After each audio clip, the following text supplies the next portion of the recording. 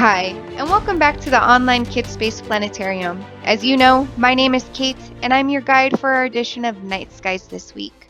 We're so glad to have you view our online Star Tour program and hope you learned something fun while watching. Our talk this week is focused on our northern skies, which is why the screen looks different compared to our previous talks. But let's go ahead and begin.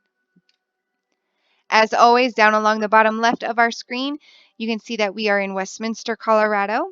Those next three numbers do not matter, but what does matter for Star Tours is our date and time stamp. And you can see that our date is set to Friday, October 16th, just about 20 minutes after 1800 hours or 6 p.m. We know that the sun, the moon, the planets, and all of the stars rise out of the east to set in the west. And here with this screen, west is now actually on our left and east is now on our right, which makes directly ahead our northern skies. And once stars start coming out, I will prove to you that indeed we are looking north. Just like the previous weeks, we still have Jupiter and Saturn out there in the southern skies. Shortly after sunset on Friday, Mars will rise out of the east, followed by our planet Uranus. And unlike Mars, Saturn, and Jupiter, you will need a telescope or some binoculars in order to view Uranus, as it is much too faint for our eyes to see by themselves. For our talk, we're going to find an Ethiopian family that's in the northern skies. And the best way to find the family is by first finding our Big Dipper, which is part of that larger constellation known as the Greater Bear or Ursa Major. And so we can actually see our Big Dipper is there just a little bit above the northwestern horizon. And I'll select one of our stars now, which is one of the pointer stars of our Big Dipper. And so there is our constellation. And if we draw a line through Merak and through Dubai here, we can shoot straight across the skies to our 49th brightest star, Polaris, which is in Ursa Minor. The Ethiopian family we'll be finding is on the other side of our Little Dipper from the Big Dipper.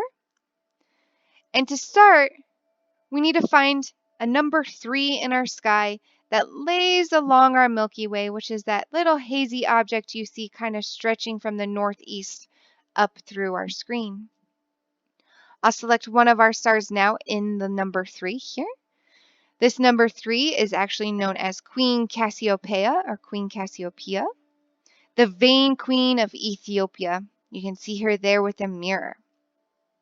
Her husband, King Cephas, is also in the sky. He's closer to the western skies and looks a lot like an upside down house. Then on Queen Cassiopeia's other side in the east is her daughter, Princess Andromeda. And then right below Andromeda is her son-in-law, Perseus, the hero of our story.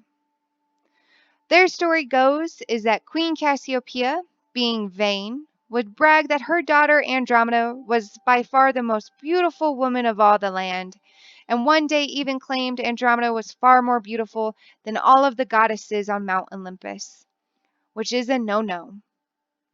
As punishment, Zeus decided to send a sea monster to destroy King Cephas and Queen Cassiopeia's kingdom. Once they heard wind of this, King Cephas spoke to an oracle who told him the only way to save the kingdom was by sacrificing their daughter Andromeda to the sea monster. That's why you see her here with chains and her arms bound.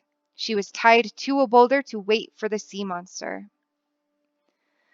On his way back from slaying Medusa, Perseus was flying by the kingdoms when he saw Princess Andromeda, and it was love at first sight. So he flew down right away to find out why she was there, what needed to be done, how he could save her. And he waited for the sea monster to appear, simply held up the head of Medusa. The sea monster looked Medusa in the eyes and bam, turned into stone. As a reward, King Cephas and Queen Cassiopeia allowed Andromeda and Perseus to marry, and then the gods threw them up into the skies to be together forever. As punishment, though, they have Queen Cassiopeia and her husband spend half of their time in the night sky upside down instead of upright, so that 3 will become an M, and then a backwards 3, and then eventually a W. Well, that will conclude our night skies this week. And at this time, I would like to give a special shout out to my bonus nephew, Milo, and wish him a happy birthday for October 19th. If you would like to request a birthday shout out, please do go to our Facebook page and comment on our most recent night skies this week with their name and their birthday, and I will shout out for you. And if you enjoyed our brief star tour, please do help keep our outreach program open by donating to KidSpace Launch. And remember to tune in every week for a quick star tour of our upcoming night skies. From all of us here at KidSpace, thanks for watching and happy stargazing.